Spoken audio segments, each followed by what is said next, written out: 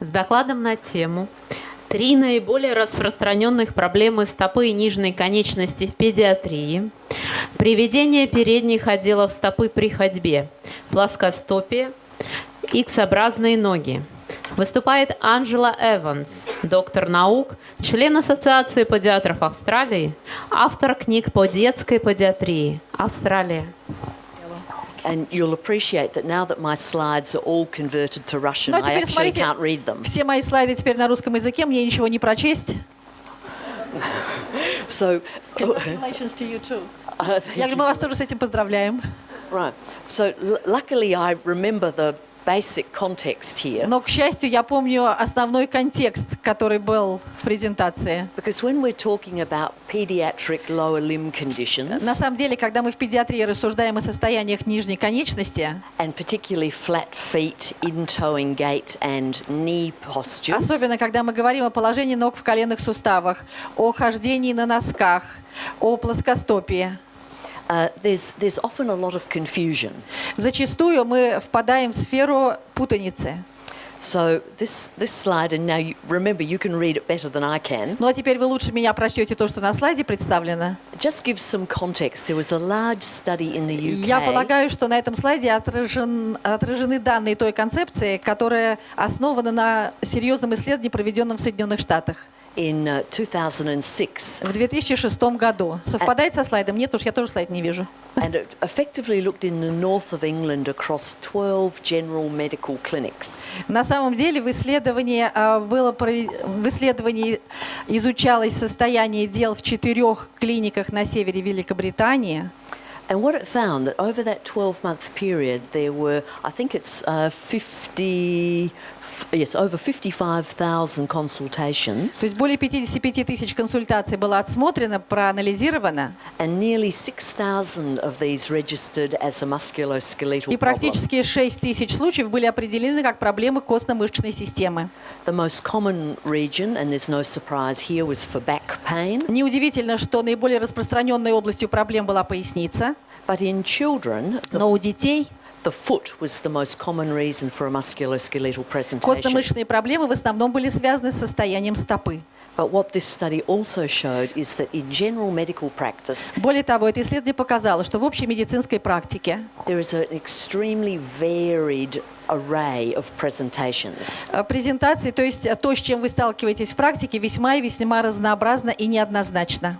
Which effectively means it's very difficult for general practitioners to know when something is varying from outside normal range. А на самом деле это говорит лишь о том, что врачу общей практики, ну и вообще практикующему специалисту очень трудно понять, укладывается ли наблюдаемая картина в диапазон нормы, то есть варианты нормы, или уже выходит из этого ранга. So that was in 2006 in the UK. Это было в 2006 году. Я вас поначалу обманула, не в США, а в Англии, но потом стало понятно, верно?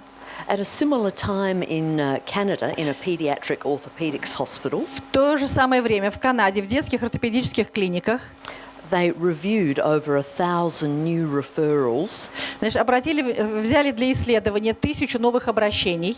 that ended up for specialty opinion for pediatric orthopedics. И потом оказалось, что в этих случаях требуются специфические, то есть узкоспециальные ортопедические вмешательства.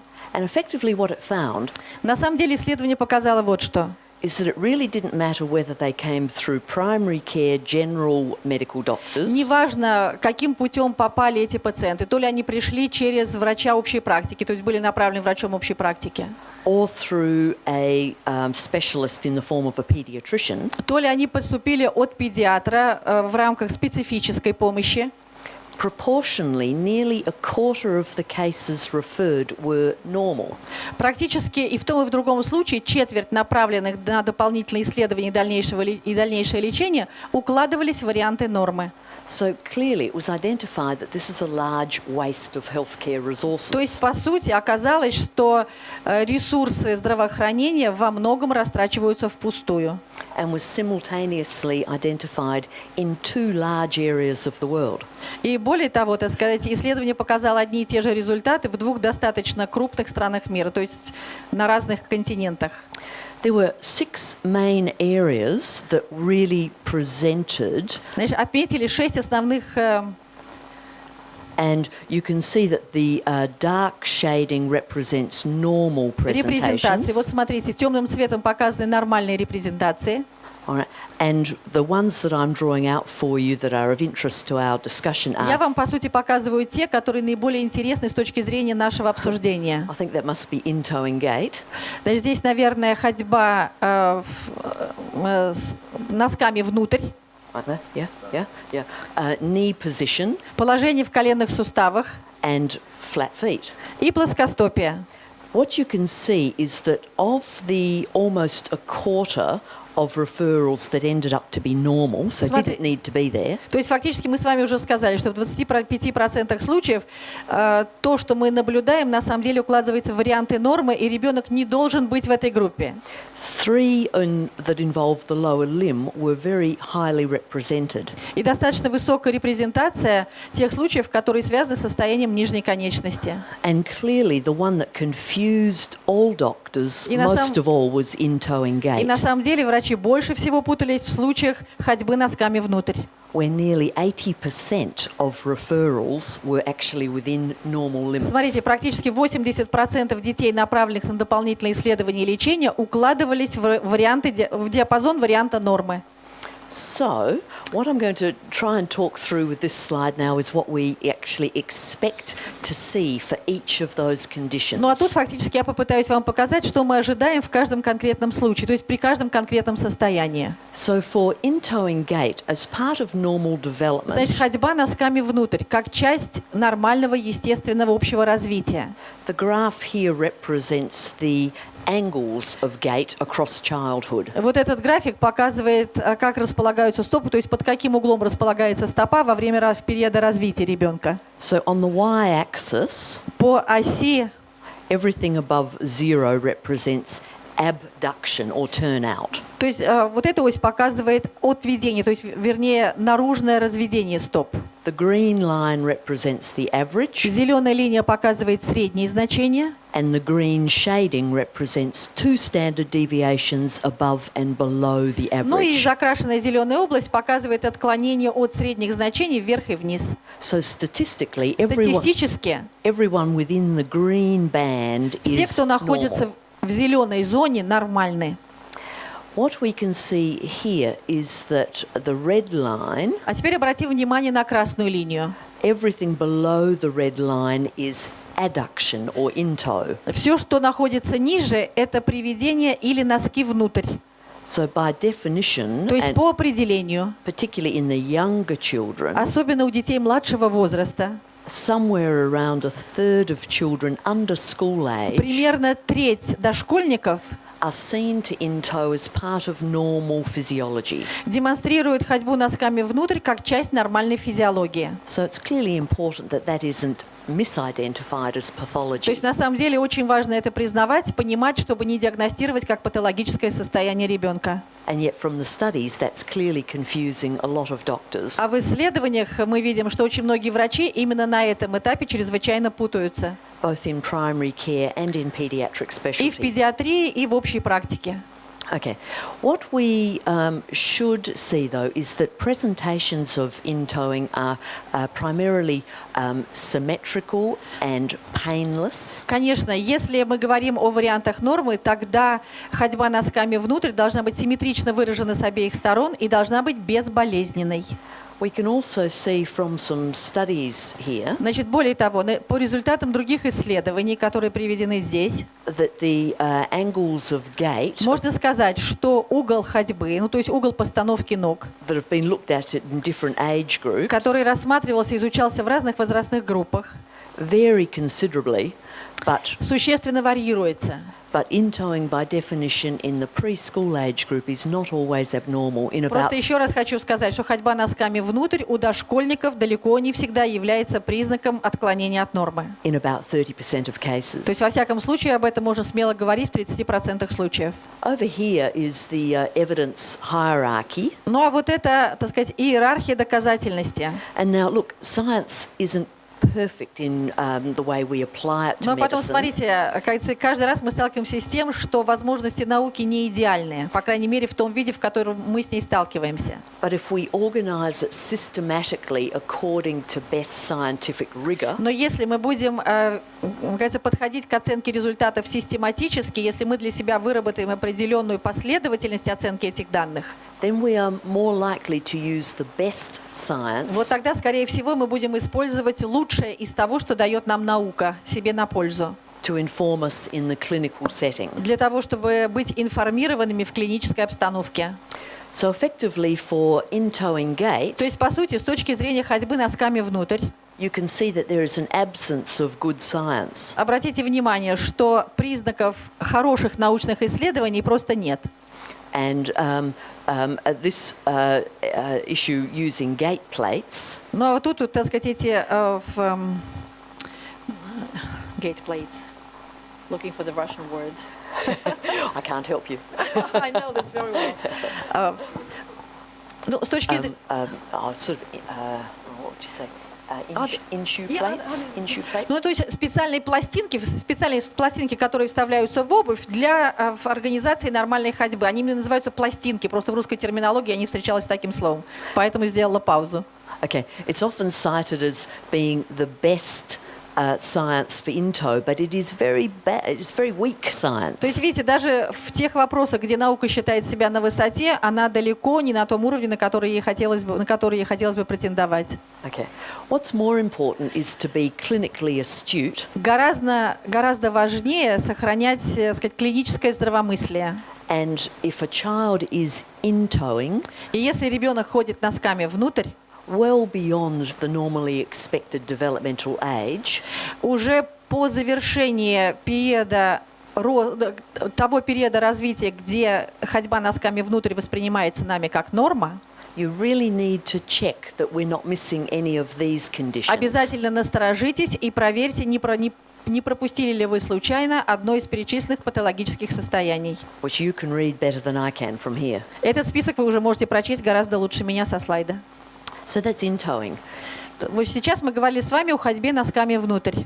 Similarly, if we talk about the knees, Если речь идет о коленных суставах, so we're talking here simply in the coronal plane. то есть речь сейчас идет о положении ног в венечной плоскости, в коронарной плоскости. We expect as part of normal development to see genu varum up until about age 2 years. Даже до 2 лет мы ожидаем, что гену варум – это процесс нормального развития. And at around 2, the legs become straight and then move into valgus. Ну, кажется, ноги проходят уже определенный период развития от варуса к прямому положению, а потом к вальгусу. Okay, so this is what we expect to see, and То есть вот, по сути, что мы ожидаем увидеть. if we look at a collection of studies Ну, а looking at если knee посмотреть angles, на сочетанное представительство данных, this is very much borne out. This is the age of the это children возраст on the x-axis, по оси X, and on the а по y-axis оси Y we have varus above 0 and valgus below 0. выше нуля варус, ниже нуля вальгус. So you can very clearly see that under age 2 years, Смотрите, до 2 лет genu varum predominates. гену варум доминирует. What's very important is to see that from age 2, Очень важно обратить внимание на то, что в возрасте старше 2 лет, ну или с возраста 2 лет, from this collection of studies and many others since, то есть и эти исследования показывают, дают эти же данные, и те исследования, которые проводились позднее, их подтверждают. we can fairly surely say that genu varum after age 2 is abnormal. То есть гену варум после достижения ребенком 2-летнего возраста уже должен расцениваться как аномальное явление. So if you're seeing genu varum in older children, you really should be looking very closely. То есть на самом деле ребенок должен как следует обследоваться, если по достижениям возраста 2 лет вы отмечаете у него гену варум. And particularly bearing in mind all of these Ну и, конечно, conditions, помните о риске всех вот этих состояний. because that's just not normal presentation. Потому что на самом деле это все не является признаком нормы. Okay, so we'll move on to the third condition, if Ну we. а теперь перейдем к третьему состоянию, если его таковым можно назвать. And this is talking about the flat foot. Это плоскостопие. Now, flat foot is often measured by looking at the arch or by footprint. Но плоскостопие отмечается либо при физикальном исследовании наблюдением за состоянием идеального свода стопы, или инструментально. And there's some correlation between the two, which we'll discuss in the workshops Кстати, tomorrow. есть корреляции между разными видами обследования, но об этом более подробно на мастер-классе. But again, what I want to show you is what do we expect to Мне see? хочется показать вам вот что. Чего мы должны ожидать? Effectively, we expect young children to have flatter feet than older children. На самом деле, чем младший ребенок, тем с большей вероятностью у него можно в норме наблюдать плоскостопие, чем у ребенка в более старшем возрасте. But this should be symmetrical. Но тоже, если это вариант нормы, то плоскостопие должно быть симметричным, Painless, безболезненным and reducing with age. и с возрастом постепенно сходить на нет. Now, I'm having trouble reading this, but some of the associations that may see that not occur are listed here. Но не все, кажется, перечислено, наверное, в этом списке. Я, честно говоря, сейчас немножко растеряна, потому что не могу прочесть, что написано. But more importantly, when we come to the hierarchy of Но на evidence, самом деле гораздо важнее, что когда речь заходит о иерархии доказательности, you can now see that we have very good science to guide us. обратите внимание, что достаточно научных исследований, на которые можно полагаться в работе. Now, I'm not sure if you're aware of the Cochrane Library. Я не уверена, что у вас есть доступ, или вы знаете о этой Кохран библиотеке.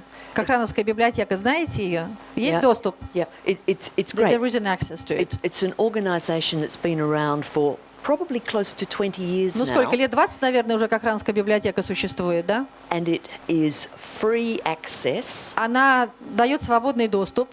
to the good systematic То есть на reviews самом деле вот эти хорошие, качественные, систематические обзоры там представлены, и все это доступно. for treating a huge range of health conditions. И, так сказать, можно пользоваться этими данными для того, чтобы лечить детей в самых разных состояниях. So Ну, не these только детей. reviews are available to doctors and also to patients. Кстати, эти обзоры доступны как врачам, так и пациентам. So, you know, sometimes you will have a patient who might actually turn up with a systematic review. Так что знаете, что когда-то к вам на прием может прийти пациент, который говорит: доктор, смотрите, что я прочитал в этой библиотеке по поводу этого состояния. So it's always very good to know what they're talking about and Так be что в one этих step случаях, ahead. тем более, как говорится, вам надо знать, о чем пациент толкует. Anyway, as far as flat foot is concerned, Ну, на самом деле, теперь о самом плоскостопии. the top two levels of science Вот две верхние ячейки науки clearly show us that for children with painful flat feet, точно совершенно показывают, что если плоскостопие у ребенка безболезненное, foot orthoses are largely shown to be beneficial. ортезы действительно могут быть полезными. But as we know, many children who present with flat feet Но мы do not прекрасно- have pain. Ну, orthoses are beneficial if it is painful. Значит, если плоскостопие болезненное, то ортезы, конечно, помогают. Но мы прекрасно знаем, что очень часто плоскостопие у детей безболезненно.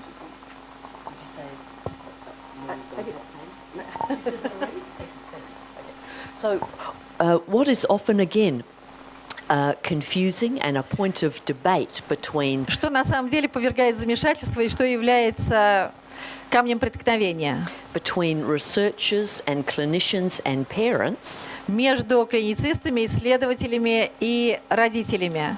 is what we should do about children with flat feet who have no pain На самом деле все споры идут о тех детях, у кого наблюдается плоскостопие, но у ребенка при этом ничего не болит. when these flat feet are not reducing with age as expected. Но при этом плоскостопие, которое должно постепенно сходить на нет с возрастом, никуда не исчезает.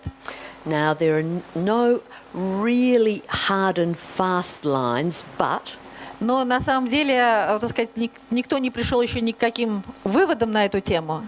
we're starting to work on a model called the boomerang flat foot, Мы сейчас, кажется, пользуемся той моделью, которая называется стопа-бумеранг.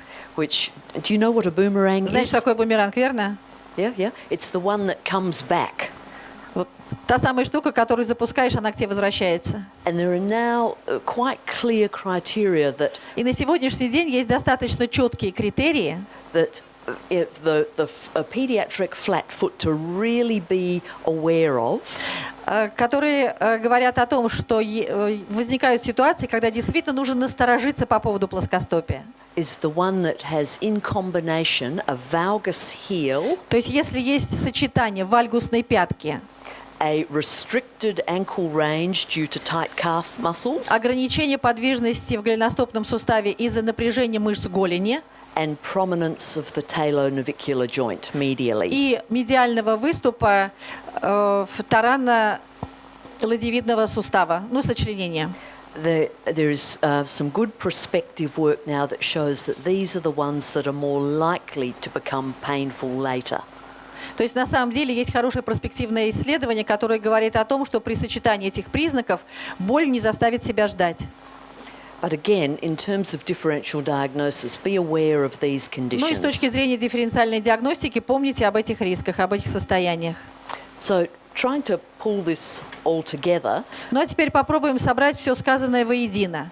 this is a new model Это новая модель, which is available for triage across medicine and healthcare. которая по сути доступна в виде триады в медицинском мире, в системе здравоохранения. And in fact has just been published today, I saw it, И по сути я только сегодня увидела эту, ну, кажется, эту разработку уже опубликованной in Journal of Pediatrics and Child Health.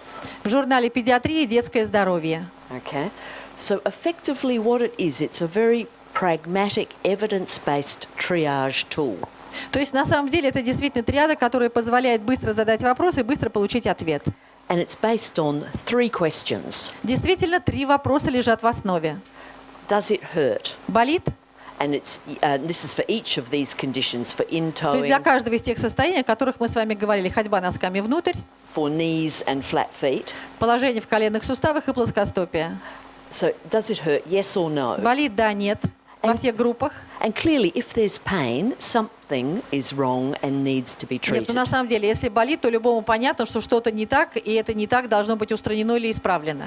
Bearing in mind, most of these presentations are not painful in children. Но мы еще раз должны напомнить себе, очень часто у детей эти состояния протекают безболезненно. The second question addresses, is it symmetrical? Второй вопрос, симметрично или нет? Because the developmental normal presentations are usually the same, Потому что left если мы and говорим right. о вариантах норм развития, то презентация должна быть And симметричной, двусторонней. so if not symmetrical, that needs to be Если investigated. симметрии нет, тогда, конечно, надо исследовать более детально. And then we have, how old is the child И сколько лет ребенку?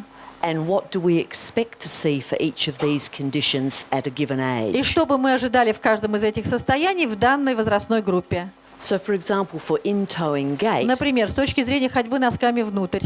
if the child is less than 6 years, that's probably okay. Если ребенку меньше 6 лет, то, возможно, можно еще не беспокоиться. As long as it is also symmetrical and not painful. Если все симметрично и безболезненно. All right. So, and that's the same for each of these conditions, Ну, то есть different вот, ages. так сказать, буквально все расписано для каждого состояния и каждого возраста. So remember we said that for the knees, Помните, мы говорили о коленных суставах? to see genu verum over age 2 is До abnormal. 2 лет... Abnormal. Genu verum over age 2 is abnormal. Гену варум в возрасте старше 2 лет уже является аномальным. Okay. So this framework really immediately То есть на самом деле вот такая незамысловатая схема, которая позволяет мгновенно it filters the level of concern отфильтровать возможные обеспокоенности, настороженности from that immediate first clinical encounter. при самом первом клиническом обследовании ребенка. Now, as clinicians, we always need to be thinking more broadly. Но на самом деле клиницист должен мыслить более широко. So when you get to the end of the 3 quick questions, Когда все 3 вопроса заданы, you just need to be thinking, what else could it be? спросите себя, а чем еще это могло бы быть? And especially, what else could it be that is И bad? обязательно спросите себя, а чем более настораживающим, более плохим это может быть? And then some clinical experience. How much is too much? Ну а потом полагайтесь на свой клинический опыт, а сколько равняется слишком много?